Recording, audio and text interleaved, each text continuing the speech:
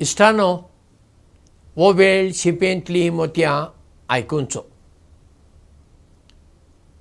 एक ल्हान जळार उबूंक शिकताली आनी एक दीस ती आपले आवयक सोडून उबूंक गेली. एका घरांत गेली. थंय हांगा सगळ्यान ती भोंवली आनी मागीर पाटी आपल्या आवय कडेन आयली. तेन्ना आवयन आपले धुवेक जळारीक विचारलें,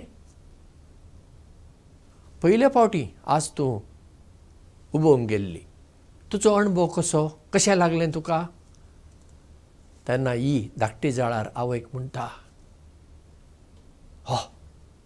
खूब बरें दिसलें. हांव उबताना घरांतलीं मनशां थोडीं जाणां बसून ताळयो मारतालीं, थोडीं जाणां उबे रावन ताळयो मारतालीं. खूब बरें दिसलें म्हाका. ताणें म्हजी तोखणाय केली आसतली. तेन्ना आवय हांसून ताका म्हणटा, आगो पिश्या, त्या घरांतल्या मनशान तुजे खातीर ताळयो मारूं नात. जितले चड ती ताळयो मारता, तूं मरपाची संदी चड आसली. ती ताळयो मारतालीं तुजी तोखणाय करूंक न्हय, तुका मारूंक. पूण तूं कशी तरी तांच्या हाताक सांपडली नाय. तुजें नशीब. ही एक जळारीची काणी, ल्हान सादी काणी. पूण पळया, आमच्या जिवितांत आमी ते धाकटे जळारी भशेन चिंतता. लोक आमची तोखणाय करता. लोकांन आमची तोखणाय केली म्हणटच आमी बरी फुगता, खुशाल जाता. पूण तांणी तोखणाय आमची कित्याक केल्या आमकां खबर आसा? खंयच्या उद्देशान केल्या ती खबर आसा?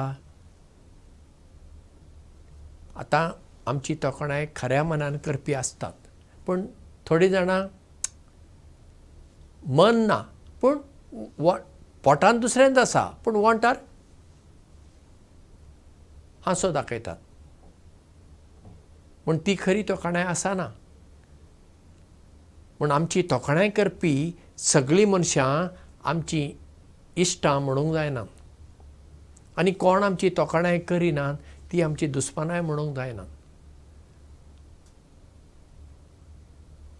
तोखणाय जिवितांत आमी ल्हान आसतना गरजेची वय, पूण आमी व्हड जातच दुसऱ्यांनी आमची तोखणाय केली, आमची स्तुती केली वा ना केली, कितें फरक पडटा?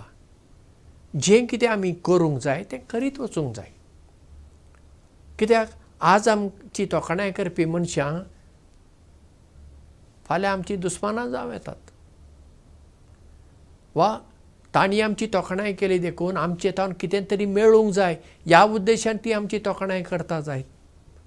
ताच्या फाटल्यान तांचो स्वार्थ आसूं येता न्हय. म्हणटच दुसऱ्यांचे तोखणायेक आमी भुलों न्हय. ती तोखणाय करूं, देव बरें करूं. तोखणाय करूंक ना, देव बरें करूं. असलें चिंतप आमी आपणावंक जाय आनी आमचें काम करीत रावंक जाय. तेन्नाच आमच्या जिवितांत खरी शांती येता. नाजाल्यार आमी काम करता आनी मागीर म्हणटा, म्हजे विशीं कोणूच बरें उलयना, हांव इतलो वावर केलो. हे पळय, हें सगळें चिंतप एका निस्वार्थी मनशाचें न्हय, तें राजकारणी मनशांक समजूं येता आनी कोणाक तें सोंपता जायत. आमच्या तसल्या मनशांक न्हय. आमी निस्वार्थीपणी जें कितें आमी करूंक जाय तें आमी करीत रावूंक जाय. दुसरीं पळयोवं ना पळोवं, दुसरीं आमचे विशीं बरें उलोवं ना उलोवं, कांय फरक पडूं नये आमच्या जिवितांत. कित्याक जें आमी करता तें आमी आमच्या तत्वांक, आमच्या मोलांक लागून आमी करता. म्हणटच आमी सदांच जें कितें आमी करूंक जाय तें पुर्तें मन लावन, काळजांतल्यान, मनांतल्यान आमी करपी मनशां जावुया. देव बरें करूं आनी मोग आसूं.